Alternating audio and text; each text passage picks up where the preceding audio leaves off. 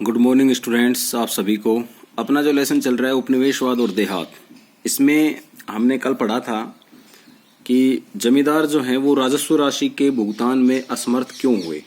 ऐसा क्या कारण था कि जो जमींदार जो थे वो अपनी राजस्व राशि का भुगतान करने में असमर्थ क्यों हुए। तो इसके कुछ निम्न कारण थे, जैसे राजस्व की ऊंची दर है, जो टैक्स था वो उन्होंने बढ़ा दिया था। अब बढ़ाया तो ये सोच के था कि किसानों को आगे विकास होगा और उनकी जो उत्पादन बढ़ेंगे, कृषि कार्य होंगे, अच्छे कार्य होंगे और जो इससे उपज बढ़ेगी। तो इससे क्या होगा कि उनको जब फायदा होगा तो जो टैक्स है वो कुछ दिन के लिए इनको बुरा लगेगा, जो राजस्व देने में आगे आगे इनको फिर उसमें सहूलियत हो जाएगी, वो सही से टैक्स भुगतान कर देंगे। इसके बाद दूसरा था भाई मंदी में ऊंचा राजस्व, यानी मंदी पहले ही थी, आर्थिक मंदी आई हुई थी उस टाइम भी, कृषि उपज है वो कम होती थी, फसलों के रेट बिल्कुल डाउन चले गए थे और इससे क्या हुआ कि जो राजस्व देना था वो काफी ऊंचा था। फिर सूर्यास्त विधि के अंदर ये था कि भाई उनको एक डेडलाइन दे दी जाती थी कि इतने फला तारीख तक आपको और सूर्यास्त से पहले पहले आपको राजस्व जमा कराना है। अगर आपने राजस्व जमा नहीं कराया तो आपकी जो जमींदारी है वो जब्त हो जाएगी। इसके बाद अगला जो टॉपिक था वो जमींदारों की शक्तियों को सीमित करना। जो जमींदार थे वहाँ के वो छोटे राजा के बराबर होते थे, उनके पास अपने खुद के कुछ अधिकार थे। लेकिन क्या किया इन्होंने, जो अंग्रेजों के जो कुछ कंपनियां थी, जो वहाँ के अधिकारी थे, तो उन्होंने क्या किया, उनकी शक्तियों को सीमित कर दिया। और उसी कड़ी में जो राजस्व को देने में क्यों असमर्थ हुए, इसमें जो एक अगला जो टॉपिक आता है अपना वो था ग्राम मुखियाओं का व्यवहार। यानी इस कड़ी में ग्राम मुखिया जो लोग थे उनका व्यवहार कैसा था, तो ये अब हम आज इसमें पढ़ेंगे। बंगाल में ग्राम के मुखियाओं को जोतदार अथवा मंडल कहा जाता था। यानी गांव के अंदर जो भी कोई गांव का मुखिया होता था बंगाल के अंदर, उसे या तो जोतदार कहते थे या फिर उसे मंडल कहते थे।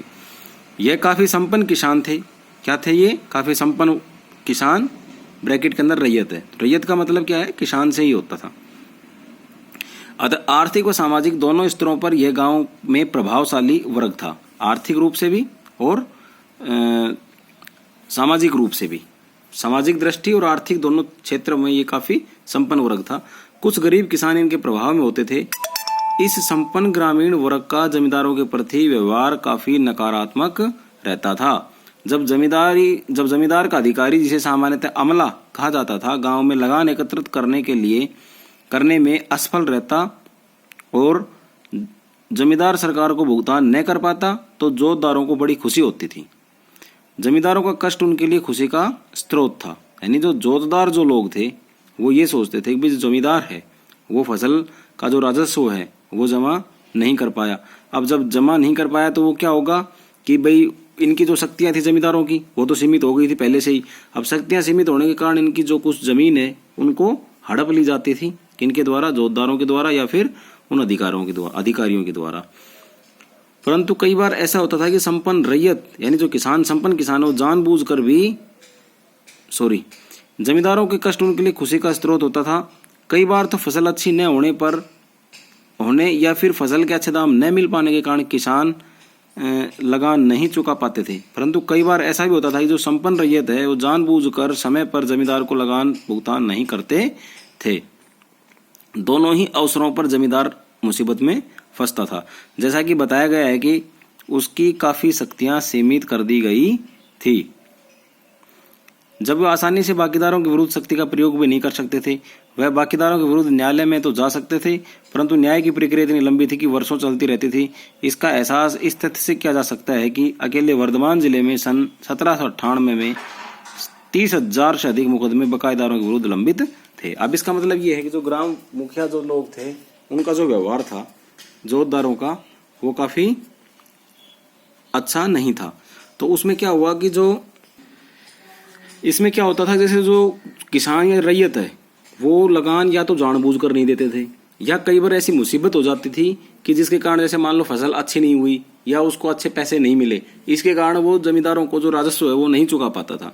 तो दोनों ही स्थिति में हकीकत में अगर ऐसा हुआ है जब भी जमींदार को नुकसान था और कई बार जानबूझ करके वो इस तरह की हरकतें करते थे कि वो लगान नहीं चुकाते थे, तो इससे भी उनको नुकसान होता था। तो इस स्थिति में जमींदार उनका कुछ भी नहीं बिगाड़ सकता था, क्योंकि जो उनकी जो अधिकार है उनको क्या कर दिया गया था, कम कर दिया गया था। और 1798 ईस्वी में ऐसे 30,000 से अधिक मुकदमे बकायेदारों के विरुद्ध लंबित थे। यानी काफी केस किए गए थे अदालतों के अंदर कि भाई ये हमारे बकाया राशि नहीं चुकता कर रहे हैं। अब अगला जो टॉपिक आता है वो जोतदारों की शक्ति का उदय। इससे क्या हुआ, फिर जो जोतदार शक्ति है उसका एक उदय हो गया और एक नए वर्ग के उत्पन्न होने से फिर क्या हुआ, जोतदार बंगाल के गांव में संपन्न किसानों के समूह थे। गांव के मुखिया भी इन्हीं में से होते थे। जो जो परंपरागत जमींदार 18वीं सदी के अंत में स्थायी बंदोबस्त के कारण संकटग्रस्त हुए, त्यों त्यों इन संपन्न किसानों को शक्तिशाली होने का अवसर मिलता गया। यानी ये क्या था, इन जोतदारों का जो समूह था वो संपन्न किसानों का समूह था, एक ग्रुप था। ठीक है, अब ये गांव के मुखिया भी इन्हीं में से होते थे। यानी कोई भी अगर गांव का मुखिया बनेगा तो इन जोतदारों में से ही वो होते थे। अब ऐसे क्या हुआ कि जो स्थायी बंदोबस्त हुआ था इसके कारण जो भाई वो तो संकटग्रस्त हुआ और इसके कारण जो संपन्न जो किसान है वो शक्तिशाली हो गए। ठीक है, इस संदर्भ में फ्रांसिस बुकानिन द्वारा उत्तरी बंगाल के दिनाजपुर जिले का किया गया सर्वेक्षण बहुत बड़ा महत्वपूर्ण है। यह स्थिति यह बड़ा विशद विवरण है। इससे पता चलता है कि जोतदारों की शक्ति में इतनी वृद्धि हो गई थी कि वे खुलेआम जमींदार की सत्ता को चुनौती देने लगे थे और जमींदारों की अपेक्षा जोतदारों की शक्ति में वृद्धि के निम्नलिखित मुख्य कारण थे। यानी इनके जो हौसले थे वो ऐसे बढ़ गए थे कि जो जमींदार था, ज्यादा जमीन के जो मालिक होते थे, छोटे राजा के बराबर होते थे, उनको भी ये चुनौतियां देने लग गए थे या उनकी भी ये बातें नहीं सुनते थे। अब इसके कुछ ऐसे कारण थे। क्या जोतदारों की शक्ति में ऐसा उदय क्यों हुआ या इतना वृद्धि क्यों हुई या वो अपने आप में इतने ज्यादा ताकतवर क्यों हो गई, उसका कुछ कारण था। तो पहला कारण था विशाल जमीनों के मालिक। जोतदार गांव में जमीनों के वास्तविक मालिक थे। कईयों के पास तो हजारों एकड़ भूमि थी। वे बटाईदारों से खेती करवाते थे। इन बटाईदारों को बंगाल में अधियार अथवा बरगरदार कहा जाता था। वे जोतदारों के खेतों में अपने हल और बैल के साथ काम करते थे। वे फसल का आधा भाग अपने पास और आधा जोतदार को दे देते थे। इससे फलस्वरूप जोतदारों की आर्थिक और सामाजिक स्थिति में अत्यधिक वृद्धि होती चली गई। यानी ये जो जोतदार थे ये असली में जो मालिक होते थे जमीनों के वो ये जोतदार ही थे। इनके पास हजारों एकड़ जमीन होती थी और ये अपनी जो जमीन है ये क्या करवाते थे, बटाई के ऊपर खेती करवाते थे लोगों से।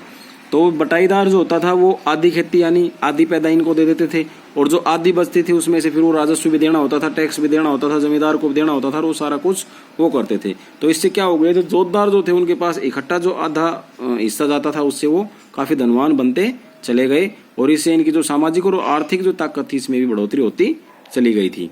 अब आगे आता है व्यापार व साहूकारी पर नियंत्रण। यानी ये जो जोतदार थे, इनका जोतदार केवल भूस्वामी ही नहीं थे, उनका स्थानीय व्यापार व साहूकारी पर भी नियंत्रण था। वे व्यापारी साहूकार था भूमिपति के रूप में अपने क्षेत्र में प्रभावशाली लोग थे। गरीब काश्तकारों पर उनका व्यापक प्रभाव था। भूस्वामी होने के नाते जोतदार अपनी उपज बाजार में बेचते थे, साथ ही सामान्य रैयत को उधार देते थे और महाजनी से धन बटोरते थे। यानी ये क्या करते थे, साहूकारी भी करते थे, व्यापार भी करते थे और जो इनके पास जो फसलें होती थी उसको बेच करके ये पैसा भी कमाते थे और उसे महाजनी से धन भी बटोर लेते थे। यानी उधार में पैसे दे देते थे, उससे ब्याज वगैरह भी लेते थे ये। और जो रैयत जो किसान थे उनको क्या कर देते थे, ये उन्हीं से ये उधार में दे करके फिर बाद में धीरे धीरे उनसे अधिक धन लूट लेते थे। अगला है कि भाई ग्रामवासियों से सीधा संपर्क। यानी इनका जो जोतदार थे इनका गांव वालों से सीधा संपर्क था। जमींदार जो लोग थे वो कहाँ रहते थे, शहरों में रहते थे। उनका ग्रामीण रैयत कृषकों से सीधा संपर्क नहीं था। इसके विपरीत जोतदार गाँव में रहते थे और उनका गाँव में लोगों से प्रत्यक्ष संपर्क भी था। किनका, जोतदारों का। जैसा कि ऊपर बताया गया है कि वे आर्थिक रूप से समर्थ और प्रभावशाली लोग थे, इसलिए साधारण ग्रामीणों को आसानी से अपने पक्ष में रखते थे। जमींदार जब गांव में जमा यानी लगान की वृद्धि का प्रयास करता तो जोतदार इसका जोरदार विरोध करते थे। इससे ग्रामवासी उन्हें अपना हितैषी समझने लगते थे और रैयत के जमींदारों के विरुद्ध संगठित करने में कामयाब हो जाते थे। तो आज हम इतना ही पढ़ेंगे, फिर आगे ये थोड़ा बड़ा लेसन चला जाएगा। तो ग्रामवासी जो हैं उनसे इनका सीधा संपर्क था। जो गांव वाले जो लोग थे वो क्या करते थे कि जो जोतदार है वो उनके बीच में ही रहते थे।